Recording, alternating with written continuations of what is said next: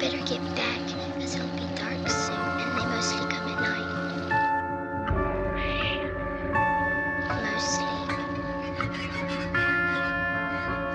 Mostly. Welcome to Mostly Horror Movie Night. I'm Steve. Mostly. I'm Sean.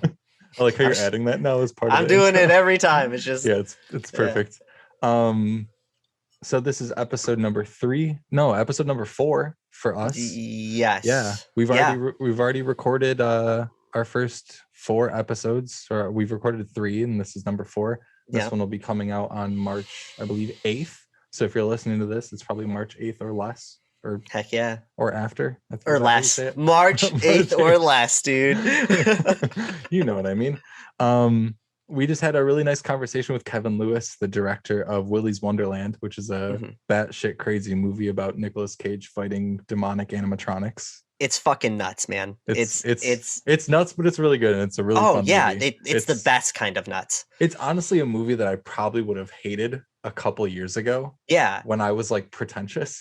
Yeah, well, it's like back when I hated movies just cause. But it is so freaking fun. It's a fun movie. It's really funny that you say that. I didn't want to call you out in front of all of our friends here, but no, when we first talked about having Kevin on and we're watching the movie and stuff, I was like, Steve, I don't know what Steve is going to think about this movie because it's not. And it's totally fine.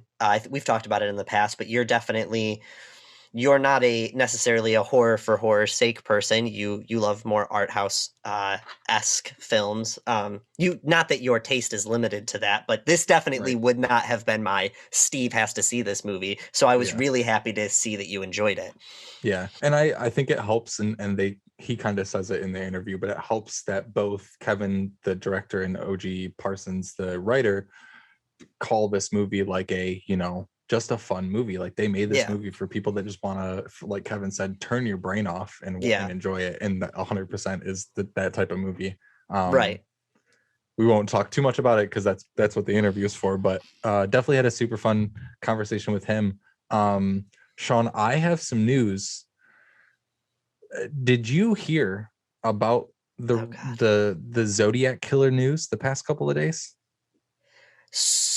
No. So, okay. I think I have like a vague recollection that you haven't heard about the Zodiac Killer news. What happened was Texas has no power right now. And Ted Cruz, the Zodiac Killer, took a trip to Cancun while Texas has no power and is like, it's super snowy. You got me there. You're today. That joke won't land as well 3 weeks down the road when this episode comes out. They will get a kick out of it regardless. Damn it, yeah. That's funny. I totally took you 100% serious. Yes, good. because I think like recently, within the past few months, I saw something about someone talking about new whatever with the Zodiac case, but it was just like it might as well have been in a tabloid. I feel. Yeah. So I thought you were about to drop some shit on me, like we know who it was or something. Damn. Ted Cruz. Yeah, 100% Ted Cruz. Talking about things that are like kind of unsolved. Did you hear about the I think it's called the Dyatlov Pass or the Dyatlov Pass? Yes. That they finally like kind of like basically figured out what happened. Yeah. Or they have a good theory for it. Yeah, I read an article on it. Did you send it to me? I think you probably, or no, you on Twitter. I did. I read that, and it's not as fun. It's not as fun as imagining, aliens. I still think that there are some weird things about it, but especially like their explanation, at least.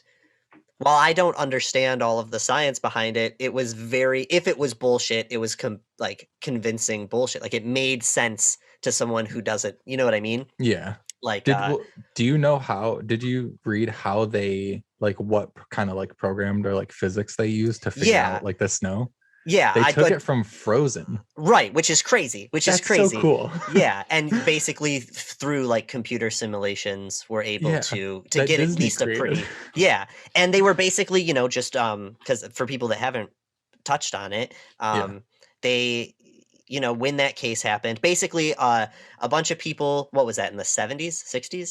I think so. It's 70s. like a bunch of hikers or something. Yeah, a bunch of hikers went. They were climbing this like.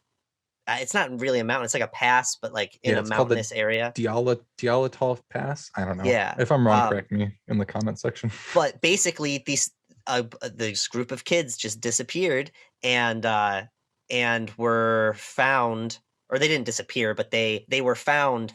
Their tents had been like ripped open. Bodies were scattered about. Yeah, ripped open from the inside. Bodies were scattered about. Someone's tongue was missing. Yes, someone's tongue was missing. I think someone's eyes were missing. And it wasn't like obvious, like no other, marks that would have indicated like an animal. Yeah, no got animals, to them or no. And they were like far, they were like kind of far apart too. Yeah. Like some apart. They were scattered. One of them I think was like a half a mile away, or like two of them, and they were naked, and they had injuries and like broken ribs in their body consistent with a very strong car crash. And there's more. That's just me crazy off of what I'm talking about. But people were just like aliens, Bigfoot, abominable snowman, strange dragon monster guys, and just like a bunch of crazy shit. And scientists at the time were like, or people basically tried, because it was in like Russia, right? I think so. Yeah, that area. I think Russia was just like, it was an avalanche, and people were like, what the fuck do you mean it was an avalanche? That avalanches don't rip people's tongues out. But they haven't been known to. Yeah, but the article says it was an avalanche. Exactly. They said it was like, but it was like a specific, like crazy situation. Yeah, like a once one in a million sort of thing. Yeah, very, very interesting. If you haven't heard of it, look up the Dyatlov. I think it's Dyatlov. Dyatlov or something. Dyatlov, yeah. Interesting stuff. I call bullshit. It's aliens. It's aliens. I'm sticking with it. It was aliens or it was Ted Cruz. One or the other. All right, last thing I'm going to say before we go to the interview, Sean, I'm putting this on record. You need to get Epics and watch St. Maud, so that way next week when we record number 5, we can talk about it for a period of time, and then hopefully get someone from St. Maud on. I will go on to the record to say I love the movie, and I just want to talk about it a little bit. Yeah, you put me on the spot, and now I can't procrastinate. Now you got a week to pay $1 and watch it on Epics. All right. Well, we have a great conversation with Kevin Lewis. Sean, I know I keep asking you, but how do you feel about the conversation we just had? I think it was great. I think he gives a lot of insight, not just into the movie, but into how the movie was made, what it was like making it, and what it's like, being a filmmaker and a creative. And he touches on a lot of stuff. Really cool guy, and it was it was a fun conversation. Yeah, he was great. Well, we will have no further ado. There will be without further ado. Without further ado, we're keeping this in. Without further ado, here is our conversation with Kevin Lewis.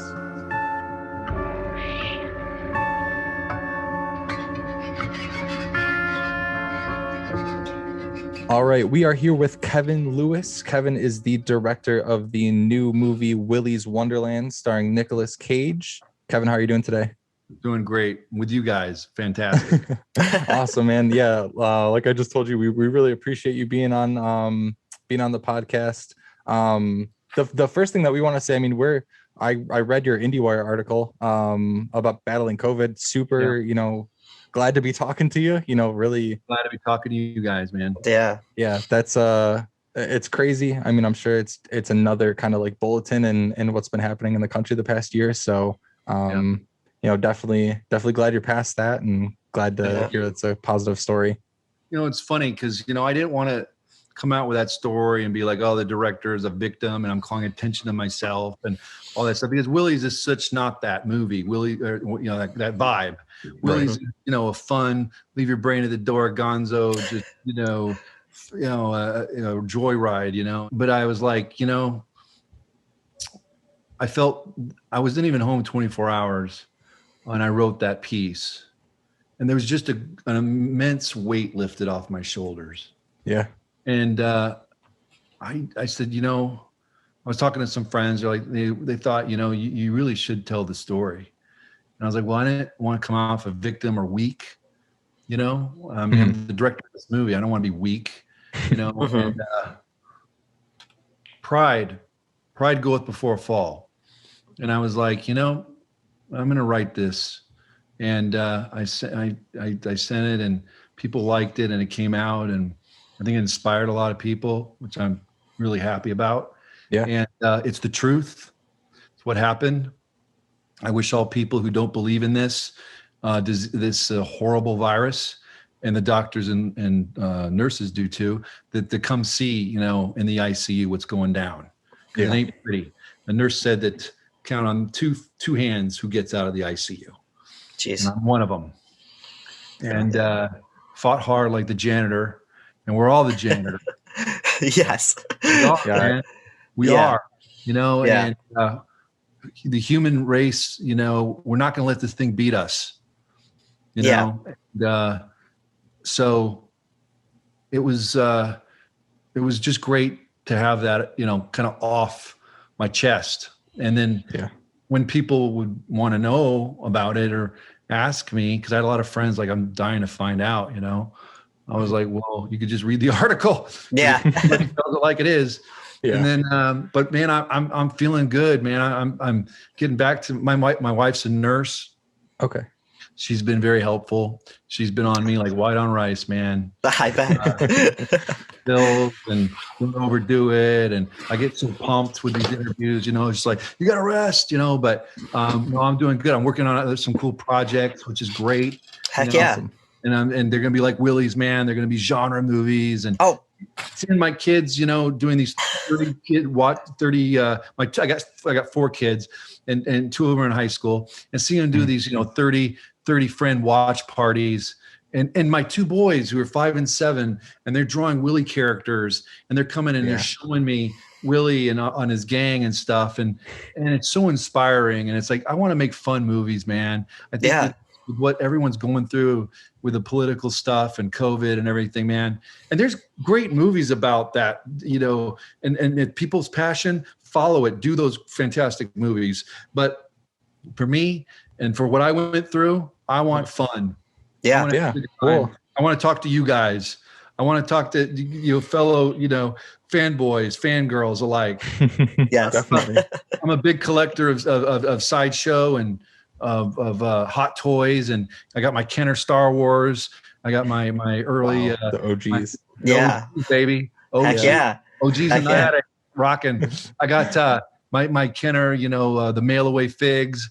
I've got I like to play games with my wife. I take my old, I have a Lord of the Rings Uruk-hai statue I got when my son was born, and I replaced it with a lamp to see how many days she'd figure it out. Took her 3. She caught me. But I got more Batman statues than you could shake a thing. I'm looking at man. I got Vader cooking right now, helmet up there. I got Caesar from the Planet of the Apes box set. I got Blu-rays. Dude, I love it all, man. I love movies, and I love it. I've loved them since I was a little kid. And so it's so cool to make a movie like this and have people dig it so much. Yeah. Enjoy it. And I hope there's that kid out there that just sees it and goes and inspires them to pick up a camera and go make their own movie. Wouldn't that be cool? Absolutely. 100%. Yeah. So let's talk about the super fun, cool movie that you have. Sean and I have both seen it. It seems like it's got a pretty, for lack of a better term, cult following right now. It had a lot of buildup on the internet before it came out because, for anyone that doesn't know, it's a movie where Nick Cage fights demonic animatronics to put it as simply as possible. Which is great. The concept alone is great. So, yes. The first question that I want to ask, what is it like? So G.O. Parsons wrote a great screenplay, crazy screenplay. What is it like, getting that screenplay from the producer, your friend, or whoever it was, and reading the craziness in it, and then saying like, I have a vision for this as well. What is that like? It was amazing, man. I read that script, and Gio did a great script, and Jeremy Daniel Davis gave it to me. And he's an unsung hero on this. I've said it before. I'll say it again. He worked every day on this movie tirelessly to get it made. And there were roadblocks, so many roadblocks that we didn't think it was going to get made. So props to Jeremy. And it was a great script, and it was just crazy. And it was everything that I want and love. And Sam Raimi is my favorite filmmaker. And I read it. I saw Evil Dead. I just saw vintage.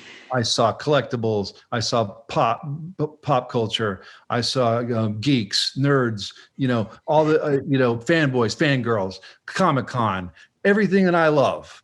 Yeah. I saw. Yeah. And I also saw the vision. I had the vision when I saw it, it clicked.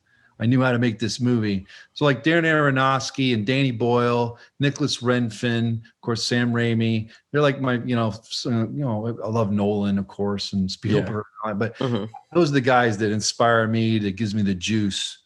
I remember seeing like Requiem for a Dream in the theater. I know it's a hard movie to watch, but the aesthetics of that film, so amazing movie. Amazing, Yeah. And so what's kind of cool, guys, is that scene with Marlon Wayans when he's with the jail cell and he's shaking when all hell breaks loose, and it looks like the celluloid's coming off the projector. That was inspiration for me for the Rage Cage or Cage Rage. So what we would do is we shoot that at 18 frames per second. We'd shake the camera, and then we would have like lens flares. Okay. There's a device, I think, what's it called? It's called the motion shaker. That's not it, but it's in a device that you can hook up the camera to, and it does shake the camera. Okay. And so they use it for like earthquake scenes and stuff like that. And so I was thinking of trying to get that, but it was too expensive. And of course we had this in 20 days. So EP and I just decided this is how we're going to go. And we did camera tests, and they came out really well. Nice. And so we did it all different, angles and lenses. We use these cool Kawa lenses, and they kind of bent the frame at the ends of Japan, and then the light would also bend as well. So I wanted this movie to look just different. Yeah, it definitely. Yeah, it definitely has like that unique style, and it has the it's cool that you didn't use the machine that shakes the camera, because you have that practical effect feel to the movie. I mean, the whole movie is obviously a lot of practical effects. Yeah. You talk about Evil Dead in Evil Dead 2, it's like, there's your similarities there, 100%. And that's in the 80s. They didn't have the CG and everything else. Right. I wanted to be practical effects. Yeah. So everything was kind of organic, and everything was well thought out. I did a 70-page shot list on this movie, and we stuck to it. And so 85%, guys, of the movie, I'd say, was probably on the shot list. That's great. Well, for only 20 days of shooting it, you have to have a 70-page shot list. Yeah. You have to know you got to be planned out. Yeah. I really love hearing that Sam Raimi was a huge inspiration for you. That's kind of where I wanted to jump into next. You named a few things. Visually, where did a lot of the like the visual inspirations come from in terms of, like the characters and such? I don't know if you know about it. There's this is unlike most things I've seen. The closest thing I can even think is that they did like a Banana Splits horror movie, like the Hanna-Barbera cartoon. But I was just curious kind of where some of the more the visuals came in on like character designs and stuff. Now, Sean, you're so good at that. That is a great question, because so before shooting the movie, I did a trailer for AFM, the company, to show the movie, and it was so tough getting footage there isn't a movie like Willy's, really. So we used a lot of Drive Angry for Nick, and then we used like Magic from the 80s, and we used Annabelle. We used some Banana Splits. So we kind of put it together that way. But when you look at that, there isn't a movie like this, right? And it was cool. Like, I'll tell you, my DP, Dave, what a great guy. Again, I feel like I've known him since elementary school. And he's like, I was really worried. You guys, I didn't want this movie to be a ripoff of other movies. I wanted to have its original voice, and it could have been easily a ripoff of other movies where you just look at it and go, I've seen that shot and I've seen that shot. I didn't want it that, but yet, how can you not? You're influenced by stuff. And I was telling Dave, we got to make this original, but here's, let's watch Army of Darkness. Let's watch this, we're watching all these great movies. Revenge was a really big movie for us. That movie's just awesome. And she did such a fantastic job directing that film. Is it French? Yep. It's, yeah. Yep. That Have you movie's seen it? crazy. Yeah. Oh yeah. It's really good. So good. The apple. And then that Talk movie, about a brutal movie too. that movie was very inspiring. Okay. And but anyways, and Dave said something really nice and sweet. Actually, he's like, Kev, he's like, it's not going to be a ripoff, because whatever you do, it's going to go through you, and it's not going to be, you know, Sam Raimi or whatever. It's going to be you. And it was such a calming thing to hear, because I was really worried about that, guys. I was like, I don't want to be a copycat filmmaker, you know, and you know, and maybe, you know, when you're younger or something, that's cool. But man, you know, when I've been around, and I know, but I love like Ridley Scott. I love directors, like I just mentioned, that when you see movies, you know their style, you know right away who it is. And I was like, that's what I really aspire to be. I just don't want to be a regurgitator, you know? So I would watch a lot of films. But like I said, I'm an avid comic book reader. So I'd pull out, it was cool on the set. I would tell Nick, okay, this is the Neil Adams Superman shot. What I meant by was, you know, when he puts the shirt on and stuff, Nick got it. He got all the comic references, man. You know, I did the Batman shot. I was like, Tim Burton Batman shot when the Batman reveals. I've got that when he does the wipe, you know, like, I did put some of that in, but I mixed it up in a blender, you know? Yeah, absolutely.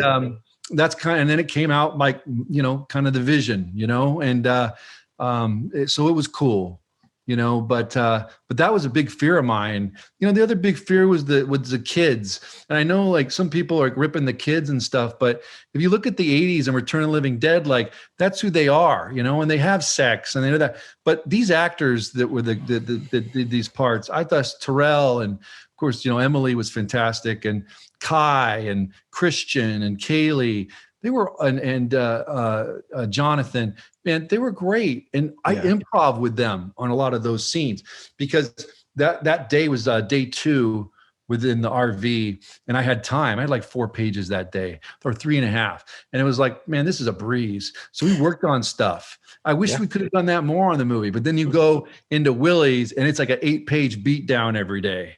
Right.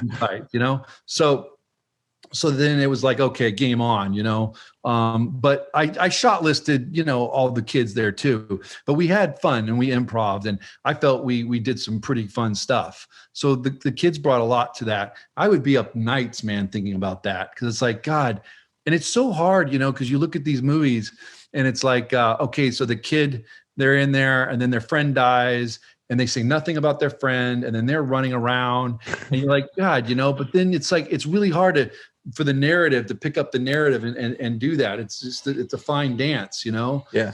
So I was really trying to find that. And another thing that really, I was really concerned with the psychology. And that, what I mean by that is, you know, why do we feel Chuck E. Cheese is creepy? What really, you know, okay, he looks scary. But no, what really gets into our minds, right? Why do we find it like clowns? Why are clowns scary, right? And so it's so funny. I did a reconnaissance to Chuck E. Cheese, and I was like, kids, you got to come. And of course, my little boys were so excited. My teenagers, Dad, are you kidding me? How many times we've been there? But we went because I was like, I don't want to look like a perv. And I'm getting walked out with the cops staring at these other kids' birthday parties. It's research. It's research. Oh, yeah. Yes. Research officer. Research. Yeah. Okay. You have the right to remain silent. Yeah. But it was cool because I was looking at these kids and they were like coming up to like one of them, but then the other one they were scared of and stuff like that. And I was just watching it and I was going, this is just fascinating to me. And I came up with and I, of course, doing a lot of research, and I came up with the idea of the ambivalence of it all, because it's supposed to be fun and kid-like and charming and inviting. But there's something scary with the clowns. It's the white paint on the mat. You don't know who that person is, right? With the Chuck E. Cheese characters and stuff, it's the freaking, you know, heads and the eyes and all that.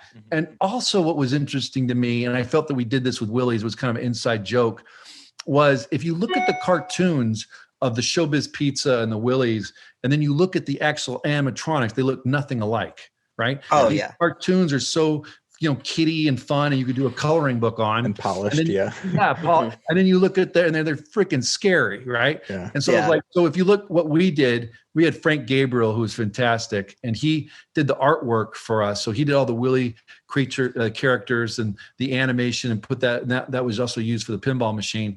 And you look at Willy, and then you look at our Willy, who Ken Hall made, which Ken did all the creatures, and he was great.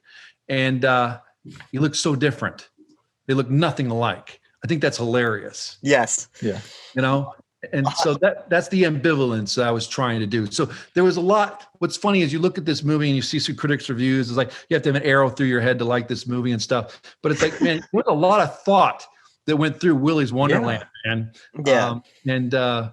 So yeah. You watch the pinball scenes alone, and you're like, that takes so much. I know Sean really wanted to talk about the pinball scenes, so we can go into that. But yeah, let's do it. Yeah. That alone is the production designer.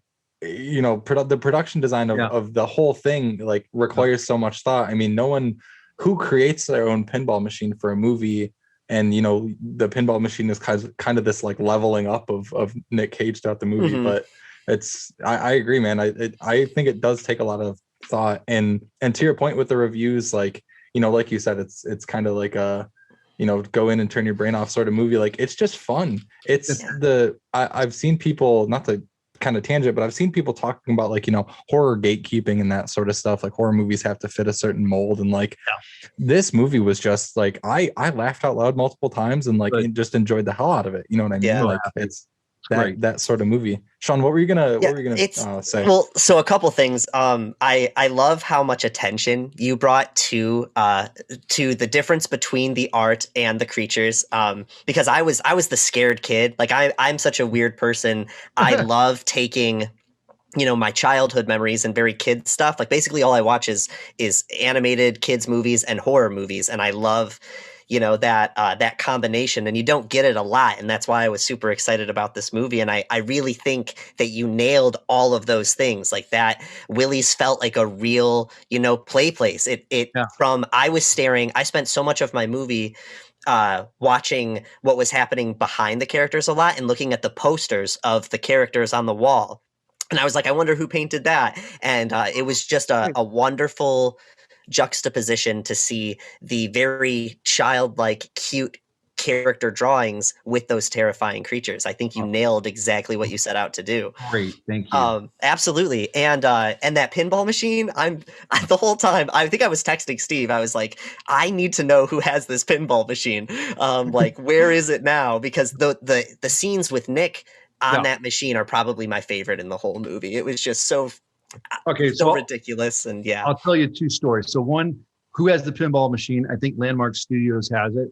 They also have all the creatures. We had one suit of the creatures. They're bashed to shit, you know, because Nick took them out. We knew we only had one. But they're black oiled and gunked. But they were planning to use those and maybe take them to conventions. So maybe when COVID's out, you know, and we're semi-normal, you know, and we have conventions. Wouldn't that be amazing? God, that'd be so cool. No, the pinball machine will be there. So so they have it. Now for the pinball machine scene, what an amazing scene that was. I had 3 cameras, and that's all Nick. Yeah. And it just let it roll. And that's awesome. That night I emailed him, texted him and said, you know, what you did today is the reason why I make movies. You know, and the crew just clapped, and it was just awesome. Yeah. It's funny too, because I had to do some, I was so OCD over the pinball machine. So we got the snorkel camera or snorkel lens, and it goes inside. And so we got all that. Nice. And you guys are right about leveling up. That was the whole idea. As he's moving up the food chain like a video game. You know, the original script, it was a video game he played, but it was just a video game. And it was like, well, it'd be fun if it was a Willy's Wonderland game. And it was like, it'd be fun if it was an 8-bit, like Willy's Wonderland, you know, old school 80s. Old school, you know? But we could, there's no way you get a designer and do that and whatever. So actually one of the producers thought about the pinball machine, and it was a great idea. And so we used that. Yeah. And it became a character unto itself. Absolutely. 100% that's a character. Let's talk about Nick Cage. I know that, you know, to not bury the lead, people kind of bring it up first in your interviews and talk about Nick Cage a lot, which of course you got to talk about Nick Cage. Talk about Nick. So I've heard you talk about a lot of the stuff that he's brought. You know, he came up with the ideas to add the the reptiles and stuff as part of Willy's character, part of the characters for Willy's Wonderland, which I think is really cool. What, from a director's point of view, right? You have all these people that you're kind of orchestrating and keeping the cogs moving. What does Nick Cage bring to the table that elevate, not to put words in your mouth, but how does he elevate everyone else's game, for lack of a better term? Oh my gosh. His presence, just being there. I mean, he's Nick fucking Cage, Right. And, three things I'll say about Nick, and I've said this, but I'll say it again. Amazing actor. We all know, right? Yeah. But he was a great partner on this movie. This movie couldn't have made without him, And the third thing is just an amazing, incredible human being. When you meet Nick, you could just see the soul, and I mean that. We didn't have one creative disagreement on this movie. We saw it eye to eye everywhere. And he was just such a great team player. There were times, guys, I was working with second team, setting up the shot with a pop can or whatever. And Nick would just come in and take the pop can to the lens. And it's like he would be his own stand-in. We had a stand-in. He was fantastic. But Nick would sometimes just come in and do it. He wasn't a guy that was in his trailer hanging out. He was looking at the dots. He loves movies. Nick's a genre to himself, Yeah. And how many cool Nick Cage movies are there? There's so many. And he deserves everything that he has and more, because he is just a great human being. He's loyal, and he liked this movie. He was on this movie for almost a year before we got into production. Oh, geez. Wow. Okay. It's not like we got Nick Cage and we're off to the races. It wasn't that. And this movie is a very weird movie. I had one meeting with a company that was interested in doing it, and I was telling them, Nick came out with a piece. It was in, I think, New York Times, and he was looking just badass as usual. He had the beard and the shades, Mandy, and I was like, that's the janitor. And I was like, that's who I want it to be. That's the look. And I remember the guy going, well, clean Nick Cage movie makes more money instead of a bearded Nick Cage movie. And it's like, oh God, okay. A Nick Cage thriller makes more money than a Nick Cage horror. I'm like, oh boy, we got a long way to go. Yeah. So, it was like I said, man, it wasn't easy. Yeah. We worked really hard on this movie, and that's why props to Jeremy, because he just every day, there were times I was like, what can I do? You could do this. Great. What could I do? You could do nothing. Okay. And what's kind of cool is I worked with this artist, Chris, and once I liked the script, and I did some keyframes of the movie with some art. It turned out pretty cool. The design of Willy and stuff like that, and some action sequences. So we're in this day and age now, guys. You pitch a movie, it's not just the script. You got to pitch the freaking movie before you shoot it. So doing that trailer, or now it's like a CG, you got to put a CG reel together, or go shoot a short film. Or nobody has, making movies is about faith. Mm-hmm. Yep. You have to have faith. You have to have faith in the project, because through the time of getting this project made, this project or any project, you're going to run into detours. There are people that's trying. I figure it's like at the yellow brick road, and then there's people out there trying to push you off the road, whether that be your integrity, whether that be your vision, and it's hard, and you got to stay on that road, and people, you've got to have them buy into your vision. And again, that's hard too. Yeah. And success has many fathers and failure is an orphan, and it's easy to say no, and pass. I went to USC Film School, and I thought when I graduated, I thought, they really need to put a class in here called Pass the Class. And that Pass the Class is basically having the filmmakers, the young filmmakers that are coming out, who are spending a lot of money at USC, learning and whatever. And of course, back in the day, film school was a different animal than it is now. Now, film school is an iPhone, right? You can go make your movies. But in film school is still relevant though, too. But anyways, Pass the Class, a lot of money, a lot of time, a lot of hope, a lot of they're just, fantasies. They're excited that they're, hopes and dreams. They're the next Spielberg, right? But to hear the word pass, and that's what you hear in Hollywood, pass. We pass on the script, and you hear that more than anything.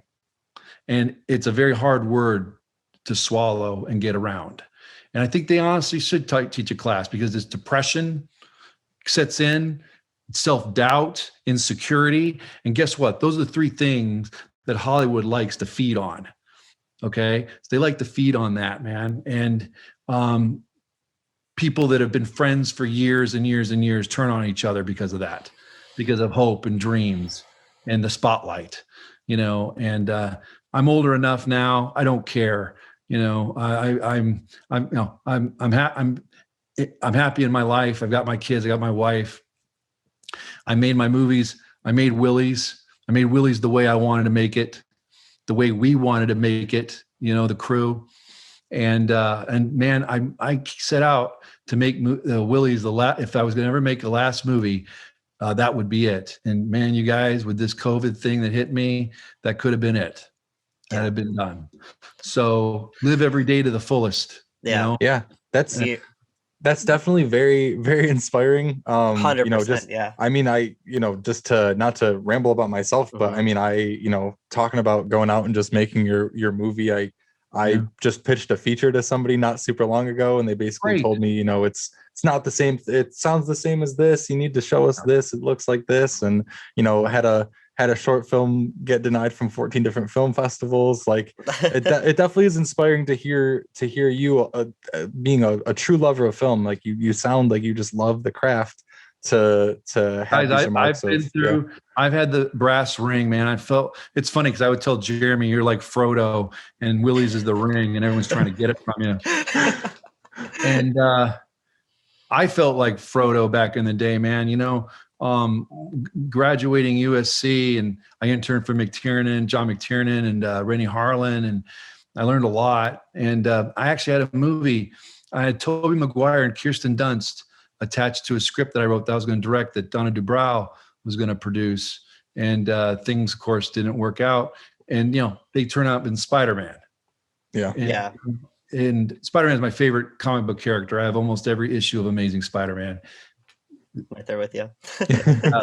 I've got a lot of the Ditkos, and then of course all the Ramadas and Ramadas. But I just and that was so hard to go watch. I was so depressed that day, and I was like, "It's Spider-Man and it's Sam Raimi, my favorite filmmaker." And I didn't get depressed. I grew up in Denver. I made movies since I was a kid. I made movies in high school. I made a movie in high school, and then right out, I got a college scholarship from KCNC Channel 4.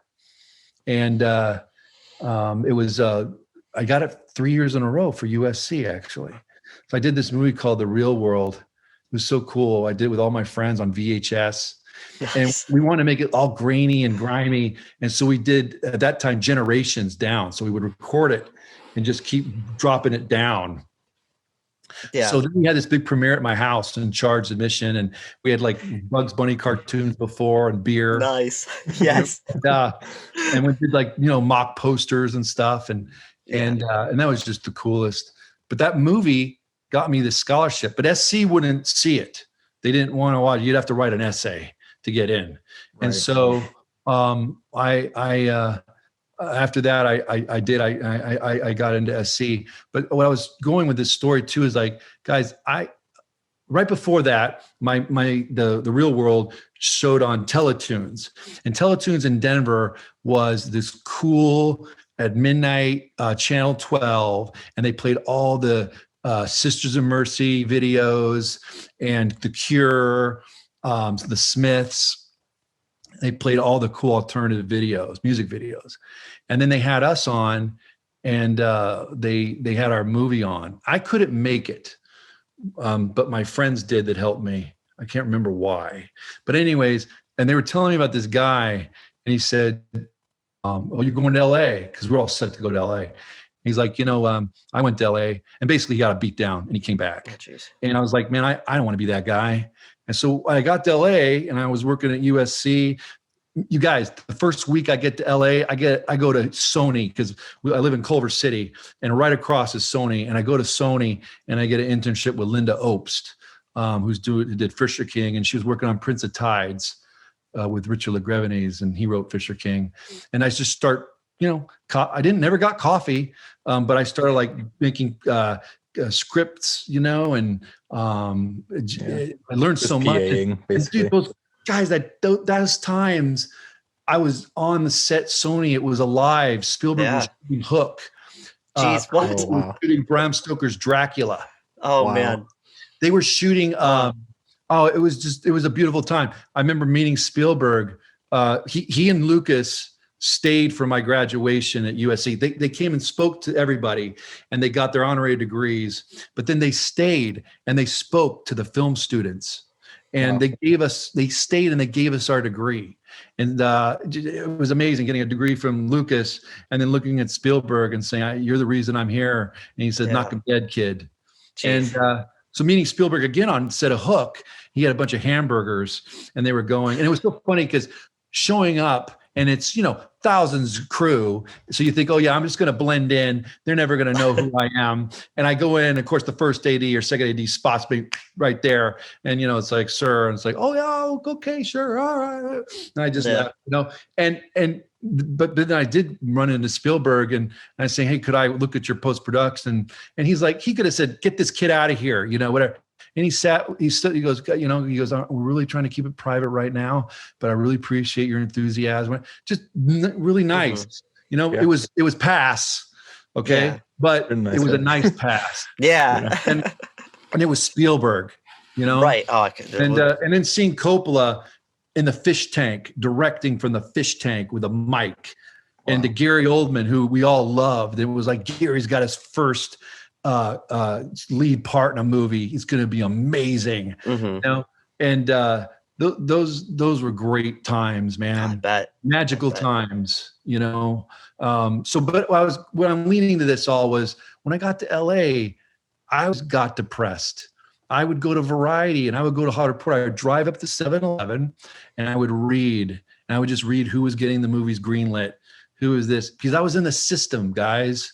I was now interning. I remember the days it was Friday, the spec script would go out, Saturday, Sunday, then Monday, boom, it'd be the bidding war, and one of the directors I worked with, and it was like, they were so upset because the script sold, and they were like, well, you just passed on it last week, Oh yeah. Okay. And so it was such a magical time. And, but yeah, I got depressed, and I would go to the 7-Eleven and read those Variety. And I remember reading, I had Tobey Maguire and Kirsten Dunst, and then that didn't happen. And I think Toby jumped on Ice Storm or something. And then of course, Spider-Man, and you just felt like you were going nowhere. LA could be a very lonely place at times, Right. and with your friends and without your friends and family. And so, I would just work. I'd work on my scripts. I'd work on my stuff, and I would get there. I'd made a movie for like 200,000. It was Downward Angel. It was cool. It was with Matt Schultz. That was before Fast and Furious. And what was kind of cool in that is we cut Matt a reel, and he showed it to Rob Cohen, and he got the part for Fast and Furious. And Nice. Based off Downward Angel. yeah. That's And cool. that was really cool.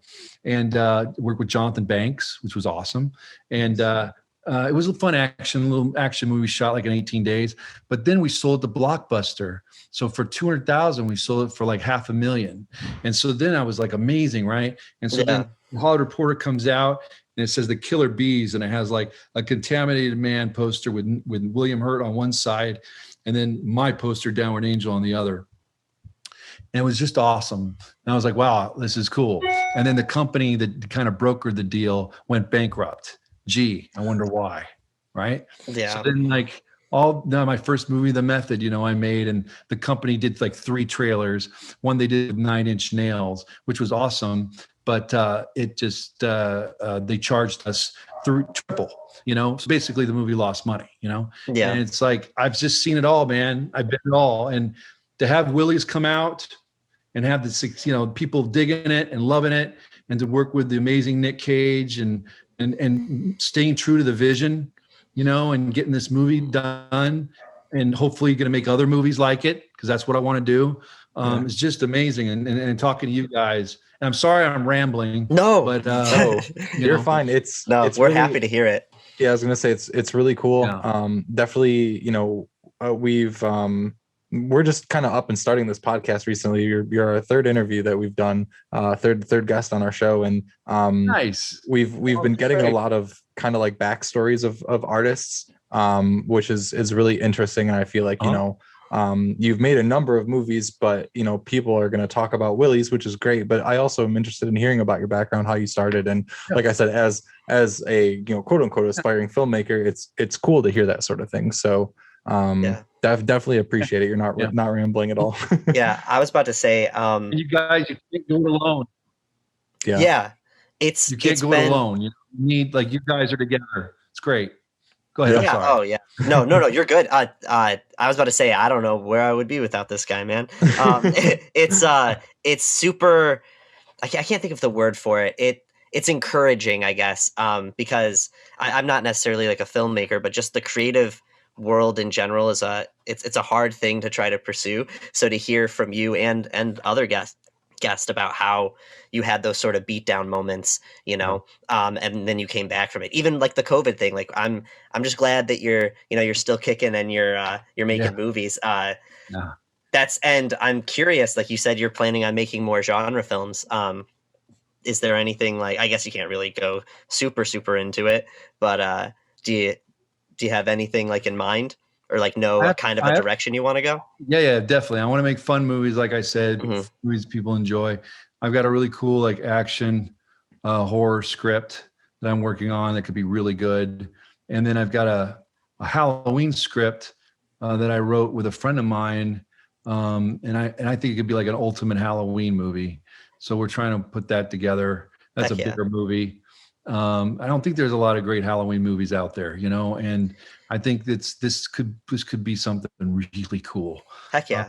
So I'm hoping with the juice of Willy's, I want to help produce too, like I feel like I need to get one more behind my belt. I'd love to get Willy's sequel, which would be fantastic. Yeah. But I'd like to help other filmmakers, people I've met on Willy's. I'd love to help produce their movies, and just be a part and make great movies, man. That's what I want to do, and movie making takes a lot, it takes a piece of your soul if you care. And so, you've got to be up for the challenge, and you got to pour everything you have in it. It's interesting because, artists, I think, get taken advantage of a lot. And it's because, you don't have a contractor come over and go, man, I got to build a second floor of your house, and this is what we're going to do. And blah, blah, blah, blah, blah. It's like, yeah, okay. Yeah, this goes. Yeah, that looks good. Okay, listen, I need a third in this account. And I'll get my guys here. You know what I mean? Movie making is a passion. And a lot of guys out there, man, they feed on that. Yeah. And fellow artists, beware. Yeah. Beware. Because, man, I wrote a script right out of college. This producer, he was helping me out with some money, which was great. And he gave me the contract, and he said, I was reading, okay, this looks good. Okay. And I was like, perpetuity. What does the word perpetuity mean? I didn't know, and it's like perpetuity, he wanted it for the ends of the earth, Yeah. And, there's just, man, a lot of people out there self-serving. And what's scary now, I think we're living in the age, in a way, actually, it's kind of cool because you can out people of what people do now, especially with the terrible sexual stuff that's been going on, with Harvey Weinstein and all that, which is great, that you can do that. But also, people can get to people, which is also great, through the internet, and find out, who they are and stuff. But there's a lot of desperate people out there too. And it's desperate. You wear it like a scarlet letter in Hollywood. They can sense it, and it's hard not to, man. You get knocked down so much. Yeah. You know, so that's why so many people are insecure. You know, artists are very insecure, you know, and they have a right to be. I understand it. There's times I've been, for sure, many times, but you can't, because that's when the people will see it and they will take advantage. And so it's so cool that you guys started this podcast. You guys are brothers. You guys are sticking with each other. And I'm sticking with my brother, Jeremy, who's the producer of this movie. We're going to do other movies together. I'm sticking with Emwa, who did an amazing score. He did the voice of Willy. He did that score all on his own. Okay. Yeah. I mean, and I'm sticking with Molly Coffey. I'm the production designer. I'm sticking with Dave Newbert, the DP. Sticking with Joe Setdeck. I'm sticking with Scott. I'm sticking with all of them because they're the true people and true artists. Sticking with Ryan Liebert, the editor. You know, these are the people who made Willy's, and that's who I want to be with. So I found my team. Heck yeah. In a long time, but I did. I found great people. We were tested through the fire, and we survived it. So yeah, and you can definitely tell when you watch the movie. It feels like it was made by a group that worked cohesively, and it all turns out well. We won't take up any more of your time. We appreciate talking to you. Willy, guys, do you have any other questions, man? You know, I'm sorry, I just rambled. You know, no, you're totally fine. We always come prepared with questions, and you answered them as you went. So you were knocking them out without us even asking them. But, so Willy's Wonderland is out now, video on demand. Are there any plans to get it physical? Any physical? Like collect Blu-rays? Yeah, it's coming out on Blu-ray. We'll definitely. Okay, cool. I gotta get a copy soon. Sure, as soon as it comes out. You know what, you guys, it's cool too. They added 50 more theaters for the weekend, so it's almost 200 theaters. Like in Arizona, it's in the movie theaters. A lot of drive-ins. Actually, I'm going to go to the drive-in tonight. It's playing in Torrance with Psycho Gorman. So nice. I was talking about wanting to see that. That's a cool double feature too. Psycho Gorman and I'm going to try to get there, man. I can't believe I'm going to do it, but I'm trying to get there. Do it. Well, hopefully, been working hard. Hopefully, it's in New York somewhere, and I can pop over and see it. And gotta find one in Michigan. Yeah. Oh, Michigan. I know it's at the big drive. I know it's snowing there because Jeremy's in Michigan. Actually, I know it's snowing there. I know it's cold. I gotta. But it's at the Ford drive-in. Ford drive-in? Ford, Wyoming. I think that's, I don't know. It's supposed to be the biggest drive-in, but check it out. Yeah, it's in Detroit. And you know what? I think it's also playing in some movie theaters there too. But I know with COVID and stuff, I get it. You know, I totally get it. That's the thing that bums me out, man. I was looking forward to the cons and slapping five with everybody and just having a great time. The midnight shows. This is a midnight show, man. This is like in the 80s where you would drive to one theater for an hour and a half to go see it. You know, it's like 100%. This is what it was, and to see everybody just having a great time. And it sucks that this thing happened, but then you think of COVID and what it's done to the people and everything. It's like, that's just such a minute, setback. And there's always time for that stuff. I mean, I took an hour train ride to go see Saint Maud a couple of weeks ago because it was showing, an hour away from me. So that's if Willy's playing anywhere near me, you better believe I'll go see it in theaters because you got to see that on a big screen. But no, I like you said, it's COVID has its time, and there's the thing behind it right now. But there's always going to be time for the cons and the midnight showings and all that stuff. So that's all good. Absolutely. Well, Kevin, thank you for chatting with us for the past 45 minutes. It's been really nice to talk to you. Thank you so much. You've been fantastic, man. So much. I had such a blast talking to you. Heck awesome. Yeah, we appreciate it, man. If you ever need a PA in the future, just give me a ring. You know what I mean? I know you didn't bring coffees around. I didn't do it. There you go. Well, hey, hopefully we'll meet each other someday, man. COVID's over, and we'll do something fun. It'd be cool. That would be great. Anytime, man. Awesome. Right. Thank you so much. Yeah, take care. Stay safe. Yeah, you too. Yeah, get rest, man. You too. Okay. Bye-bye. See ya.